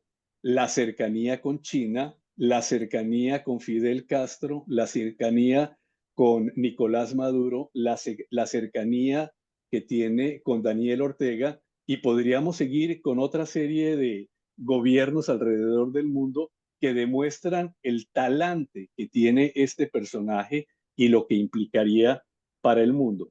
Y antes de terminar, embajador, quisiera irme a esa famosísima frase de Santayana de que quien olvida la historia está condenado a repetirla, y es una ciudad y una fecha, Múnich 1938. Adolfo Hitler invade un territorio en Checoslovaquia que se llamaba el territorio de los Sudetes. ¿Cuál fue la argumentación? Los Sudetes, que fueron adjudicados a Checoslovaquia, hacen parte de un territorio que pertenecía a Alemania. La mayoría de los ciudadanos que hay en los Sudetes habla alemán, por consiguiente, ese territorio le corresponde a Alemania. Viene la famosa reunión que se hace en Múnich. Como usted recuerda, va Sir Arthur Neville Chamberlain, que llega a Múnich, va Daladier por Francia, va Mussolini, está Hitler, y es cuando Chamberlain firma un famoso acuerdo mediante el cual le entregan a Adolfo Hitler ese territorio de los Sudetes con el compromiso de que Hitler no va a ir más allá. Y con eso terminaba todo el asunto. 8 meses después, Hitler toma toda Checoslovaquia y la anexa, y 9 meses después, 1 de septiembre del 39, viene el inicio de la Segunda Guerra Mundial. Entonces, voy a esa consideración que a mí en lo personal me preocupa mucho, y es que estamos repitiendo la historia. Me parece que si la opción que va a seguir ahora el presidente Donald Trump, cuando dice que en 24 horas resuelve el problema, va a ser que el señor Zelensky, para garantizarle que no va a perder más terreno, debe entregar oficialmente toda la zona de la península de Crimea, más los territorios que ha perdido hasta este momento, Donbass y otras partes, en la guerra con Rusia. Estamos alimentando al monstruo que en su momento dio origen a la Segunda Guerra Mundial, y ahora tenemos representado en una persona como Vladimir Putin.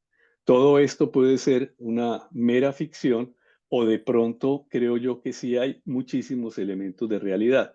Y dado que al embajador es una persona que lee muchísimo, quería recomendarle este libro, embajador, y a quienes quieran, de mi maestro, de Juan Gabriel Tocatlián, que se llama Consejos no solicitados sobre política internacional.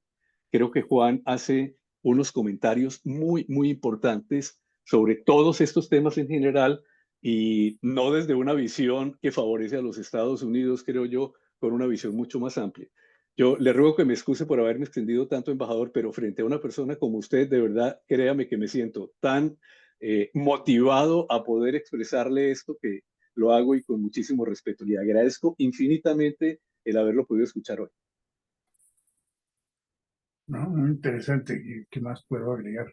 Es un punto de vista muy, muy respetable.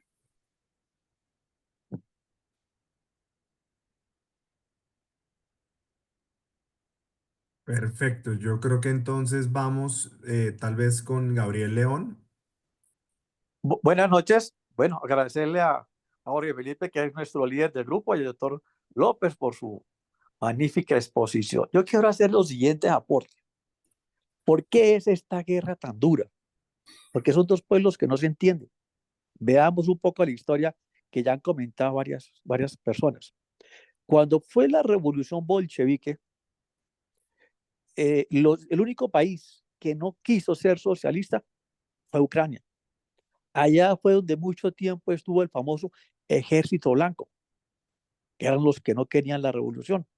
¿Qué le tocó en el año 24-25 a los soviéticos?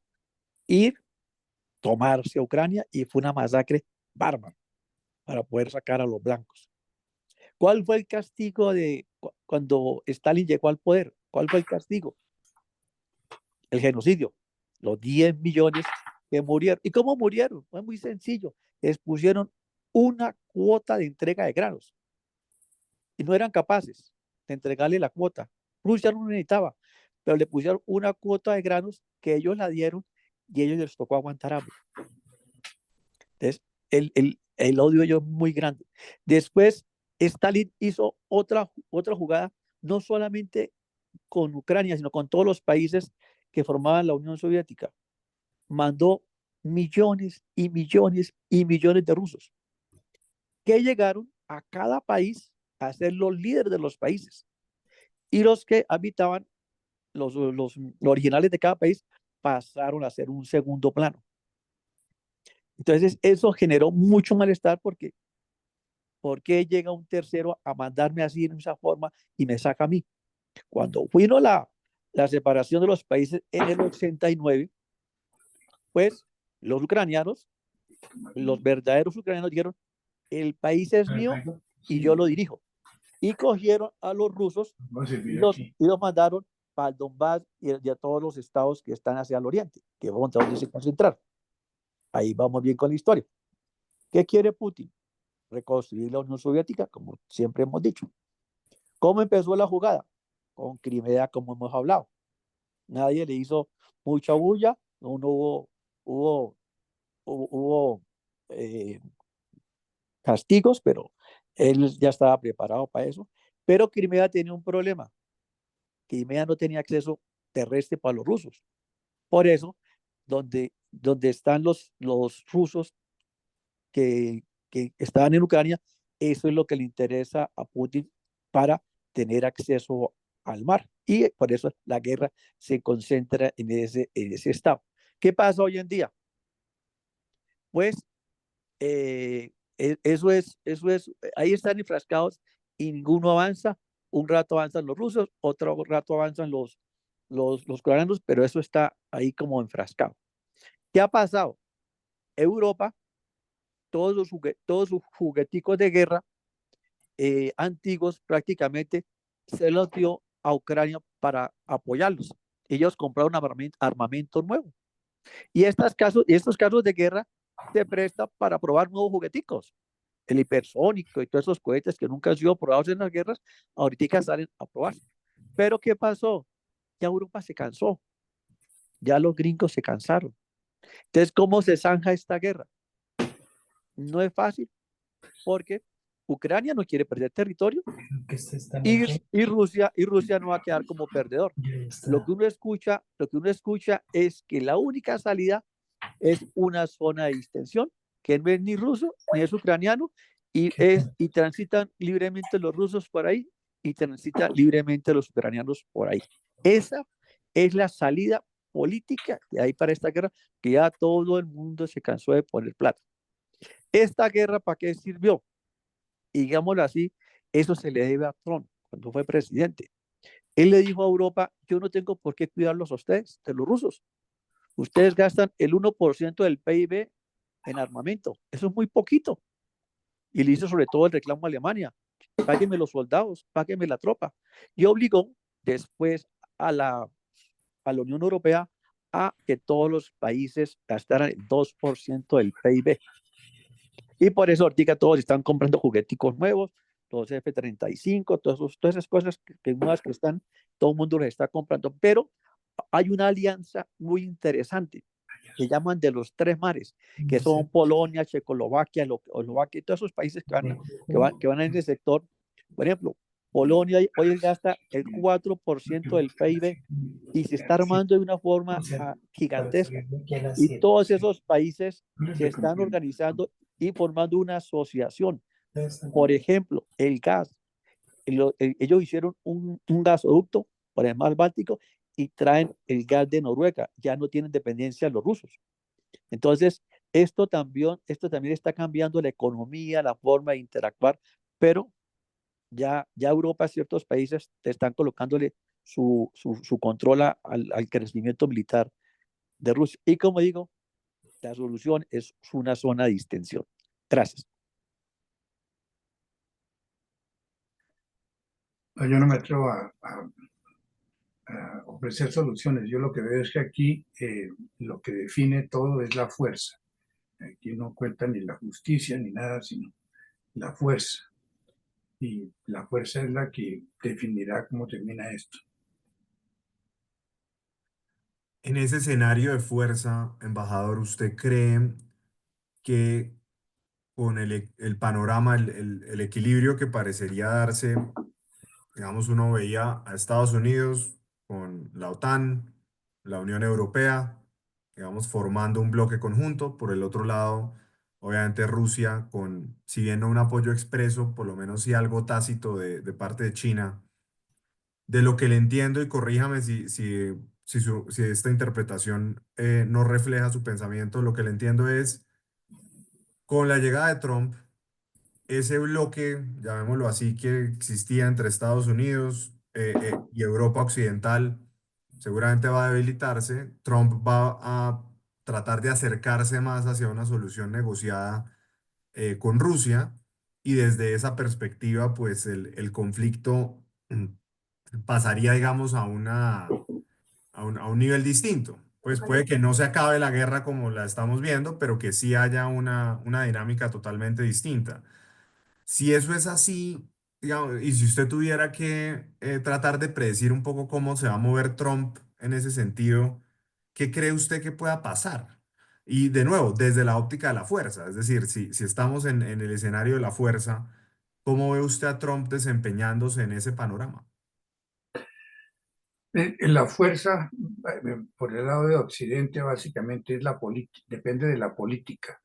Y de quién está en el poder, ¿no? Hay bastante desencanto en Alemania, por ejemplo, y en Francia y en otros países con el apoyo a Ucrania. O sea que eso ha ido perdiendo énfasis. Y si llegan al poder personas distintas más interesadas con negociar, a Ucrania la van a obligar a ceder. Esa es la visión que se tiene de Trump. Yo repito, no tengo ni idea qué piensa Trump, ni lo conozco. Es un señor impredecible, pero él es un tipo, lo que ha manifestado es que puede ponerle fin al conflicto mañana. Eso a todo el mundo le suena como yo hago que los ucranianos negocien y cedan. Y tengo una relación con Putin que me permite de alguna manera insinuar o incidir en alguna relación. Pero básicamente lo que pasa es qué pasa políticamente en los países europeos grandes y que políticamente las fuerzas políticas que quieren o para dónde van. Incluso si no están plenamente en el poder, pues si hay mucho malestar, eso tiene una incidencia. Y todo eso lo que está apuntando es a que se está debilitando el apoyo a Ucrania. Esa es la síntesis. Pues muy interesante. Yo vi que en su presentación, y ya para cerrar, salvo que alguien más tenga alguna pregunta, pero yo vi que en su presentación usted le dedicaba unas diapositivas a China. Tal vez la pregunta, hizo usted mención al concepto de Eurasia y a la idea de cómo una especie de nuevo bloque podía consolidarse que integrara mejor a Rusia y a China. ¿Qué papel ve usted jugando a China en el marco de este conflicto y cómo China ha aprovechado este conflicto para beneficio propio? Bueno, es que China es la gran ganadora por todos los ángulos. En primer lugar, y Rusia, que es el país con más recursos naturales del mundo, no tiene la población para explotarlos, ¿no? Rusia tiene un problema demográfico, tiene más muertes que nacimientos. Y fuera de que la economía es pequeñita, la economía es del tamaño de la economía de Corea del Sur.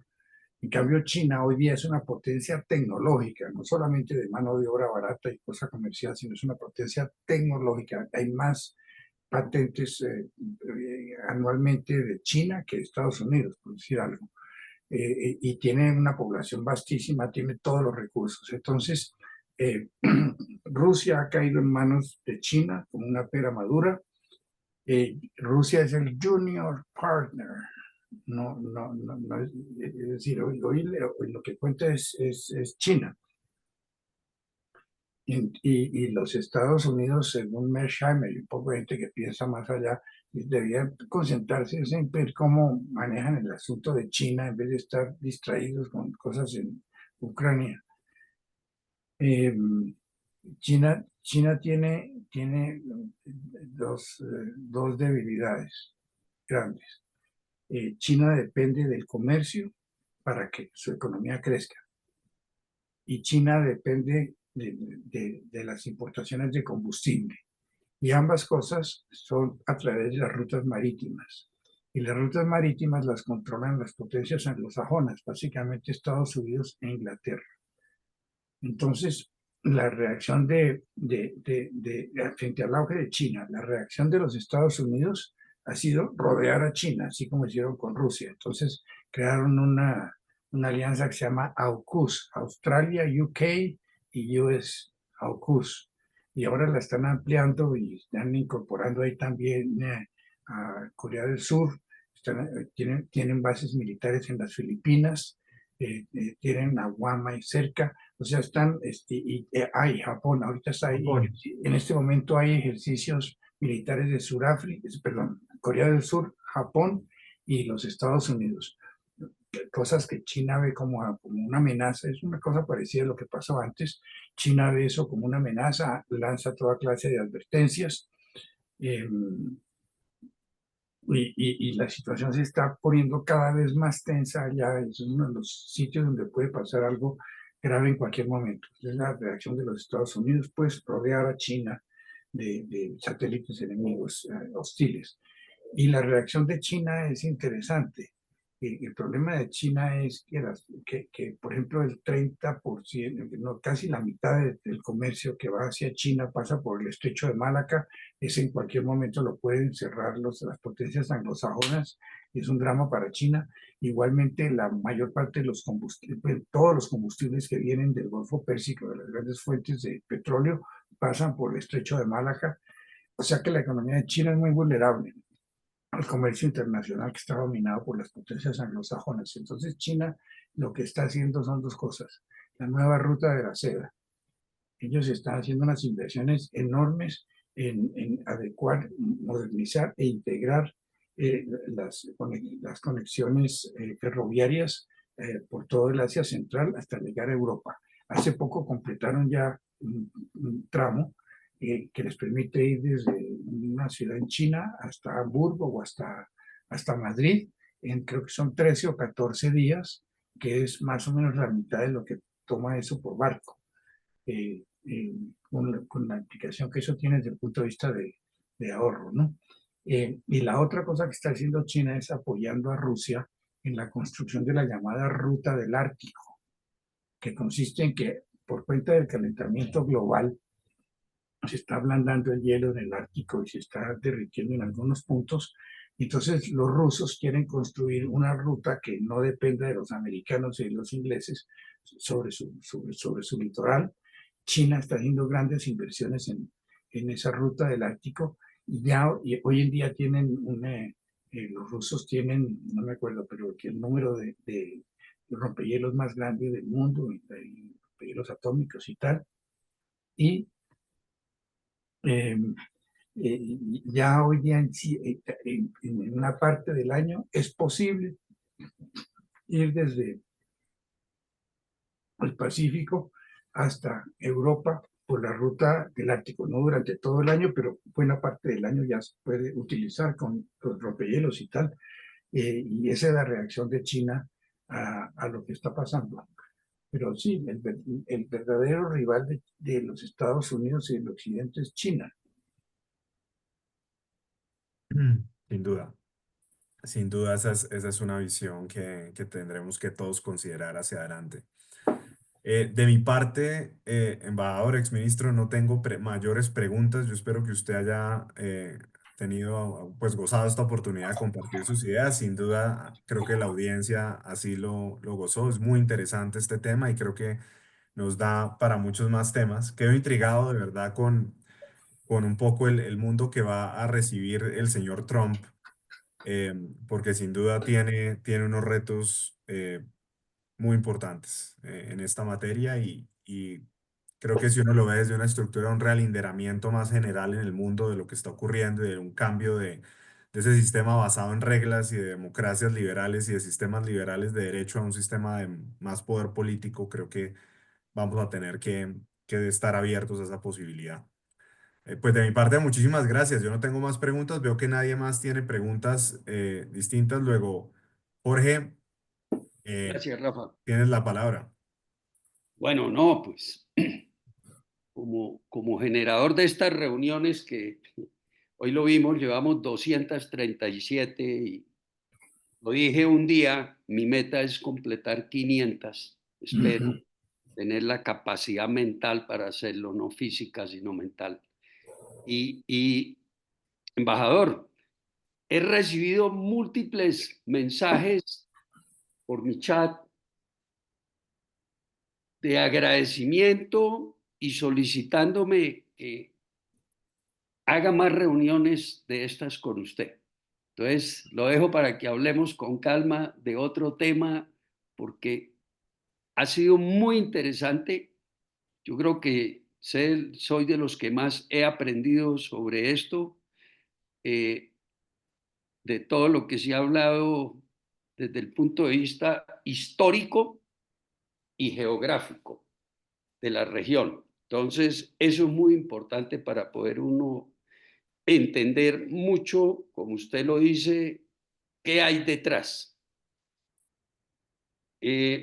Antes de terminar la reunión, es nuestra costumbre hacerle la publicidad a la siguiente, que es la número 238, que es para de hoy en 8 días, el 3 de diciembre, con un tema muy interesante, que los invito a todos. Comprensión del concepto de la resiliencia como origen de innovaciones de personas y empresas.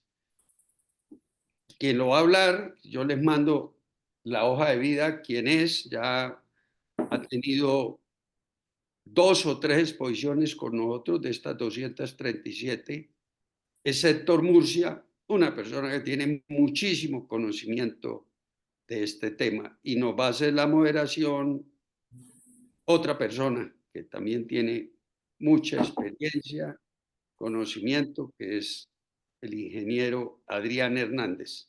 Entonces, pues, todos invitados para dentro de 8 días. Y ya, pues, siendo las 7:56, nosotros tratamos de ceñirnos al tiempo por diferentes actividades que seguramente tienen o tenemos después de las 8. No me queda más que agradecerles nuevamente, Rafa, a usted la excelente moderación y coordinación que ha hecho, al embajador Alfonso López, que estas 2 horas sé que es tiempo de él, pero lo dedicó precisamente a esta reunión, a Tamara, que fue quien me hizo el contacto con el doctor Alfonso para disponer de este tiempo y es nuestra costumbre, embajador, en 2 minuticos que nos quedan, ¿qué último mensaje nos deja a raíz de este conflicto? Algo que nos ponga a pensar. Ya quisiera yo, y el último mensaje solamente para agradecerles muy especialmente y a Tamara por este contacto y espero que nos veamos en un ambiente más familiar y menos estructurado. Y muchísimas gracias por esta invitación. Gracias Gracias. nuevamente de todos y le transmito la cantidad de mensajes que he recibido internamente sobre la calidad del conocimiento que tiene y lo provechosa que fue esta reunión. Excelente. Eso, Muchas Tamara. gracias. Gracias. Muchas gracias a los dos. Muchas gracias. Muchas gracias. Gracias. Muchas gracias, doctor López. Muchas gracias, Jorge. Gracias, Memo, José Luis, quien desde Estados Unidos, Miami y Washington nos acompañaron por todos los comentarios, todo lo que ustedes ¿Cómo están van José Luis para Miami? Eso. Y bueno, Qué bueno volver a ver a José Luis. muy Eso bien. mismo estaba diciendo yo. Gracias, Tamara. Gracias, Guillermo. Sus aportes son Buenas noches. excelentes. Muchas gracias, Tamara. Noches, Y gracias. al doctor Buenas López, noches a todos. Gracias. al doctor Chao. López, muchas gracias, al embajador. Muchas suerte. gracias a todos, Gracias a todos. especialmente Muy al amable. doctor López. Muy amable. Buenas Muchas noches. gracias. Noches. Gracias. Buenas noches. Buenas noches. Nos Toca vemos. volver a negociar el pase, José Luis, que lo compró la competencia, pero bueno. Bien. Bueno, 7:58. Gracias a todos. Descansen. Gracias, Jorge. Buenas noches. Buenas Gracias. noches. Feliz noche. Buenas noches, muchas gracias. Gracias a todos. Buenas noches. Gracias, Cristina, por toda la parte logística. Con gusto, doctor. A descansar. Especial Hoy- agradecimiento al doctor Alfonso López Caballero. Claro, Sus aportes son increíblemente buenos. conocimiento muy amplio de todo lo internacional. Todas Claro. esas vivencias. Creo que ha estado en 9 embajadas. Itinerantes también, sí. ¿cierto? Ujú. Los Sí, más grandes, pues, imagínense, Inglaterra, Francia, Canadá, Canadá, Rusia. Rusia, creo que fue la última. Eso le da muchísimo background. Bueno, Tamara, Bueno, pensemos gracias. en Buenas otro noches para Bueno, todos. adiós a tema. todos. Muchas Gracias, gracias. por favor, muy amable.